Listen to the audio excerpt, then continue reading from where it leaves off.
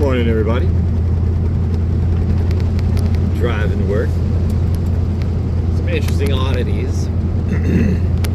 One point in time, I realized that it is possible to drive from the west side of Stanton to my house in Cross Keys without going through a single stoplight. It's fun.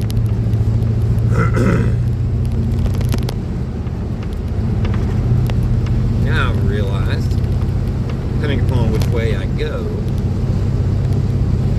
as I take 276 down to Weir's Cave, and then instead of going over to the interstate, I take this little road that takes it straight down to 11.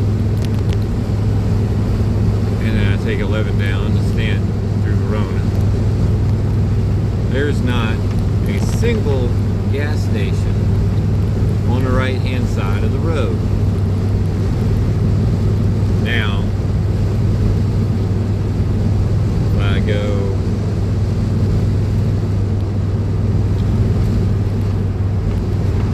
Coulter,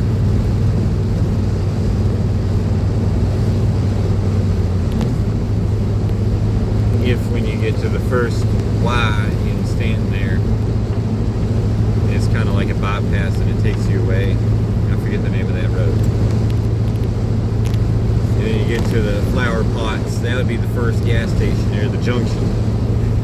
But that's not very convenient for me to get into, so then I would bear to the left and go under the train tracks. And then there's a gas station on the right down there. Or if I went north Augusta, there's a little BP gas station there on the right hand side, up from the library. I don't know why nobody decided to put more gas stations on the right hand side of the road when you're going south. Plenty if you're going north. And all this is based on a ease of me getting off back onto the road, where I just have to pull off to the right, pull back on, and not have to cross the other lane of traffic. Obviously, there's not that much difficulty doing that if one is mindful of the oncoming traffic.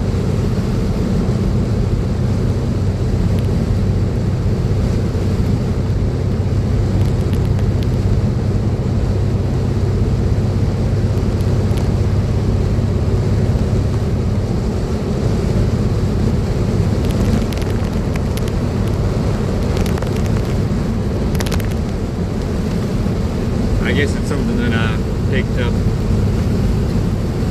from driving larger vehicles like RVs, pulling cars, and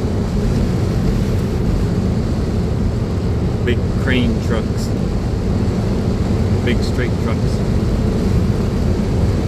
The largest vehicles possible without having to actually have a commercial driver's license. And one of them, I even had a learner's permit for a commercial driver's license in order to operate it.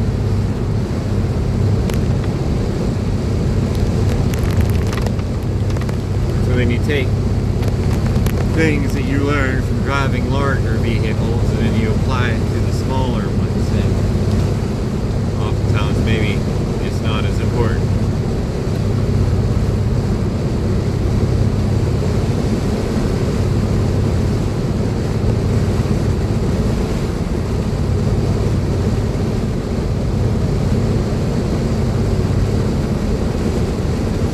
Maybe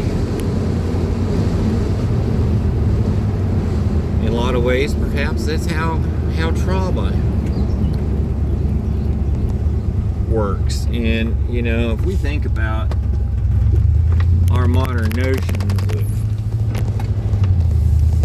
a life that has traumatic events,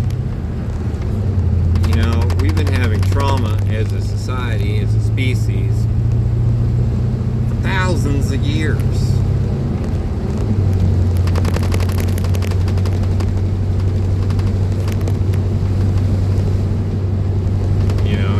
guess it comes survival method then becomes a hindrance once the threat has passed. And that's the hardest part about that to me, I guess, is have all the threats actually passed or not.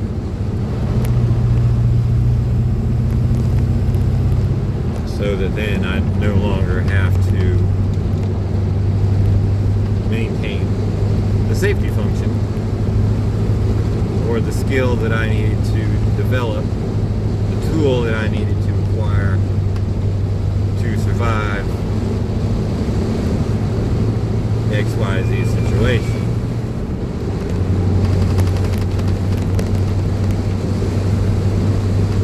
Like them old dogs that got beat. And then they got sent to new rescue homes and have owners that aren't going to beat them.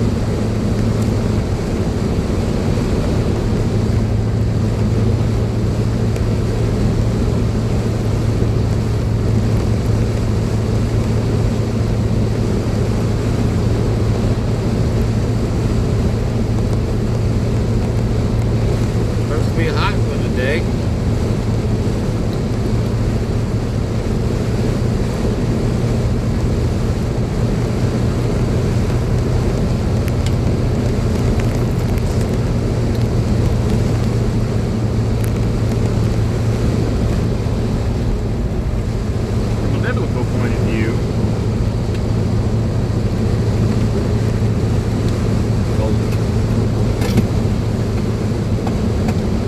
Bible very often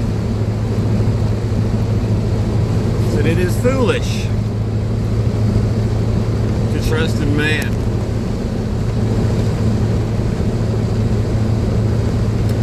And that we should make God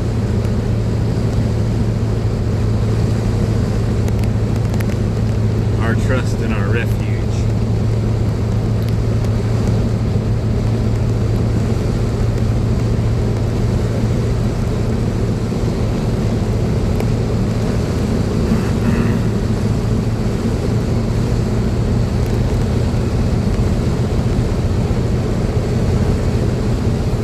Be to those who take counsel, but not of me. Well, did you ask God about it? What does God say about it? And then we all get into the argument, discussions about people using God as a reason to justify our own actions. Largely, yeah, that's a very valid concern.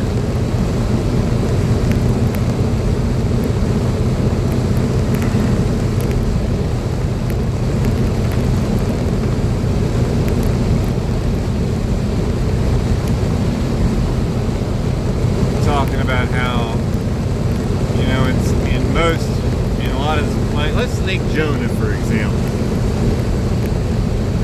Jonah didn't want to go preach. He didn't want to be a prophet. But God wanted him to go be a prophet. So he ran, and then he went back, and then he profited. He didn't really profit monetarily. He, profited. It was supposed to be silly. He prophesied unto the Ninevites. And they changed their ways, and he was upset about it. That's one story. He was not persecuted. They did not persecute him, which was his fear. Perhaps because he may have, I forget the exact timeline, but if he'd have seen people like the prophet Jeremiah, who prophesied, he got lots and lots and lots of hatred from the people he was sent to prophecy to. He was like, I don't know, I seen what they done to Jeremiah. I don't want no part of that.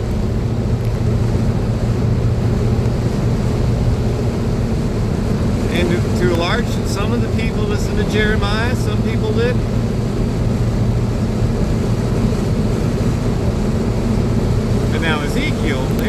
about Ezekiel a whole lot. God straight up told Ezekiel, they will not listen to you. Okay? You're going to go and you're going to talk to them, and they're not going to listen to you. But I need you to do it anyway.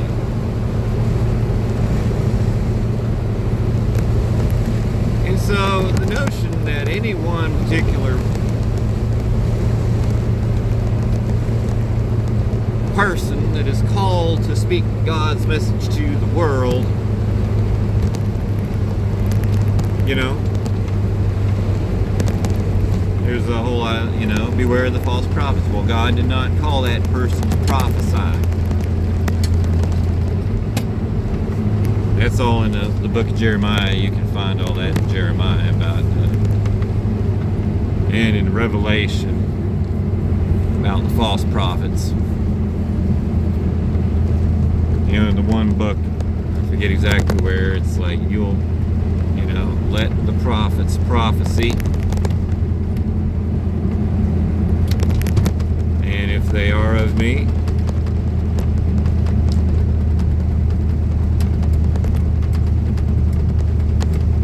then whatever I set out to have accomplished by having them prophecy will be accomplished.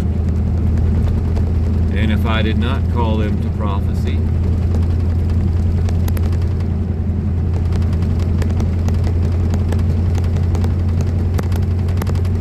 then they're going to look like fools. So it's, to me, that's two very important issues. One,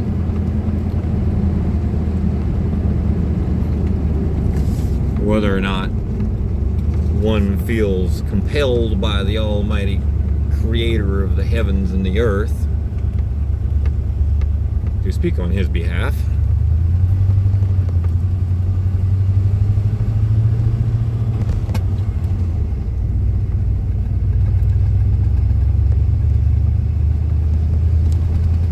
Subsequently,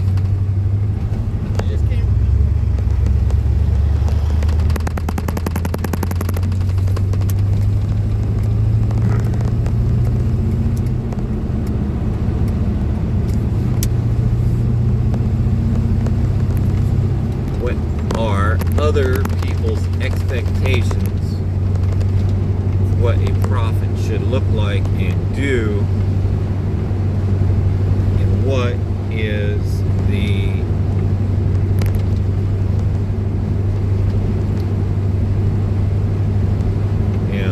because ultimately it's all in God's hands.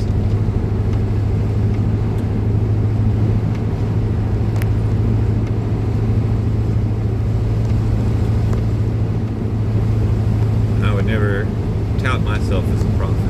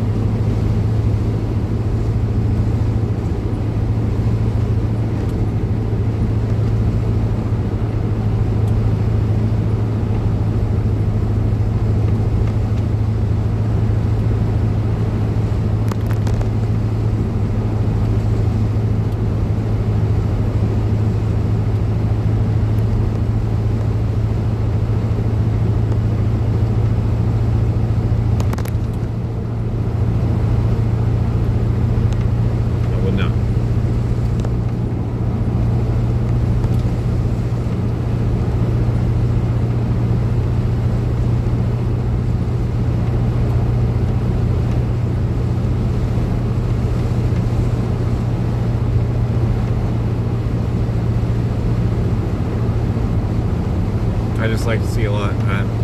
I just see a lot of stuff bandied about prophets and what a prophet should not do, and you know, using language or opinions such as,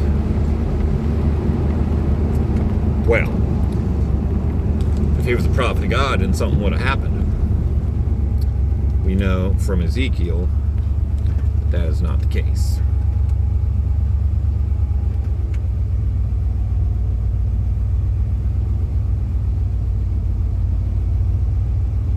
profit doesn't always change things.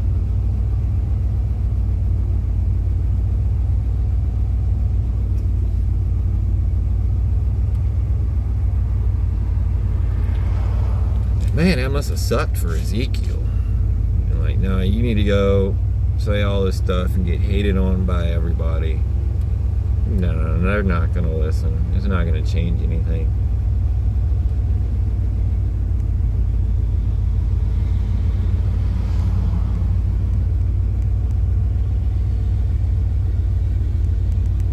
Ultimately, I suppose it was the ultimate turn before you burn, and God knew they weren't going to turn, but they at least had to be made aware of that.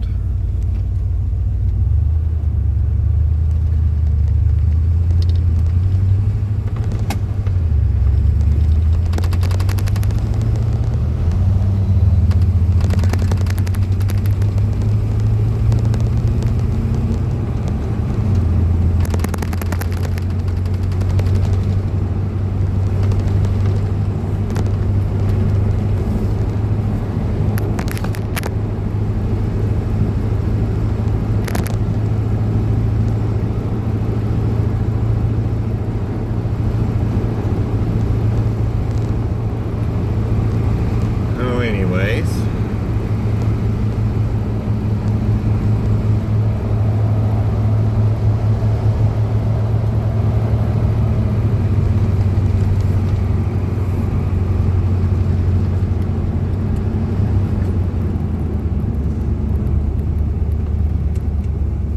God is good.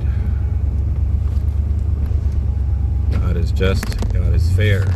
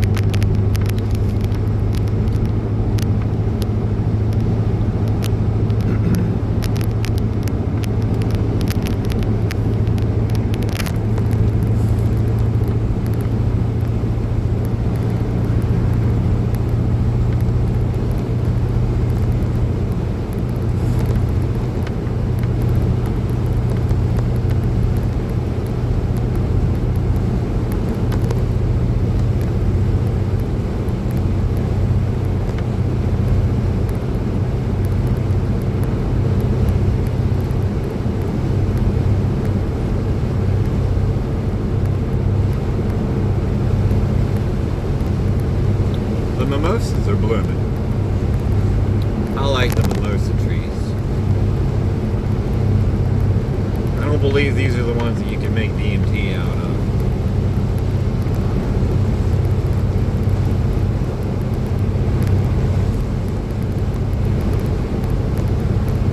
I think it's a different strain, and you have to go down to like Louisiana or further down south to find the strain that actually produces the chemical in the bark.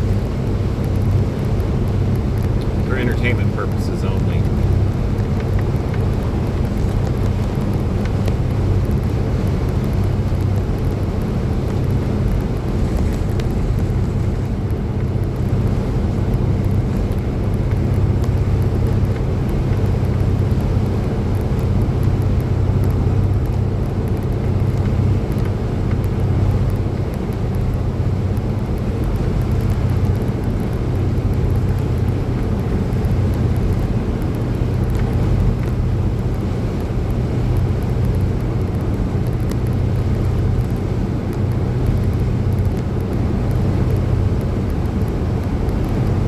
Back to trauma.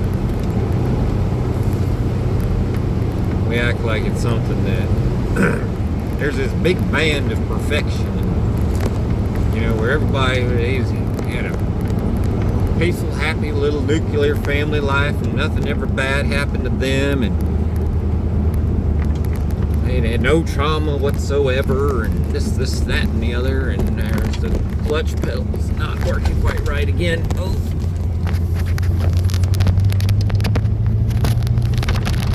You know, I just We just had this one particular thing, the trauma that we had to go through. Nobody else had to go through, and this, that, and the other. The older I get, the more I figure everybody's got some kind of trauma of some kind. Some more than others, perhaps.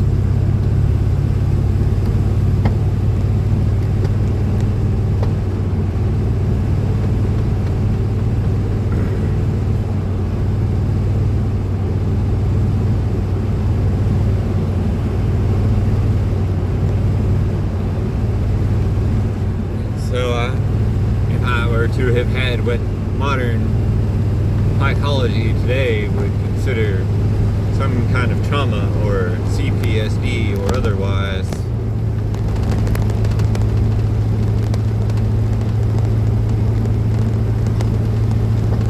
I take it back to the Bible, and the part that said, "It is good that I have been afflicted, that I might learn thy statutes. For through my affliction and through the traumatic events that have occurred in my life, I was giving a much deeper understanding and awareness of God and Jesus. Because I wouldn't know God if it weren't for Jesus.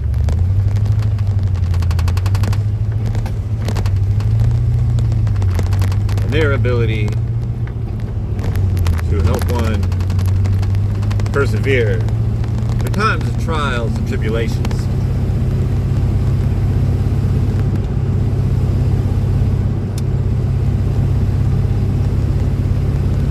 And of course, most people would say, "Oh, that's just religious delusions and you need medication." Well, that's a whole nother long story. I don't think we have time for right now. Perhaps we'll get into that next time.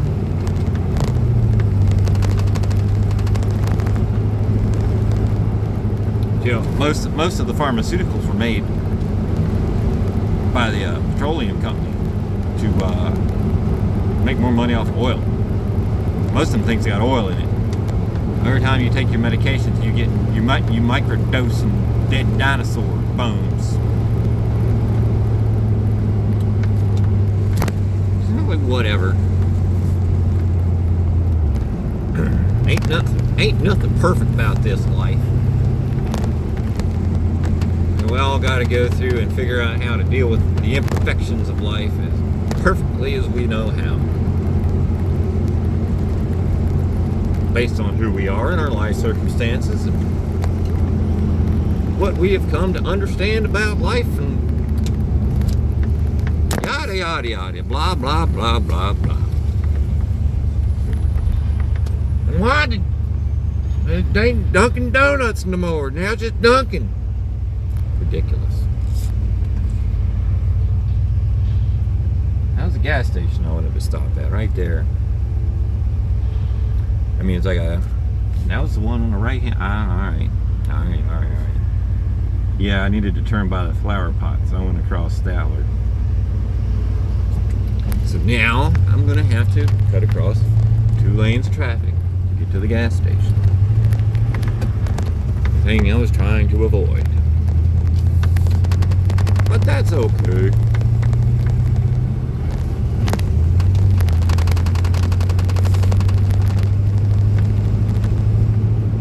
Not too busy running my yapper.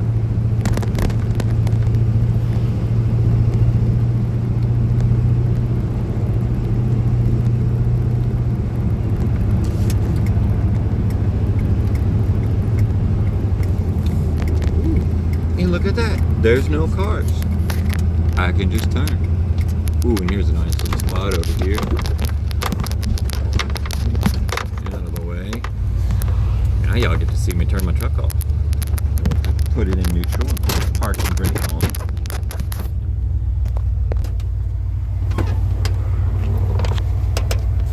And find something like this.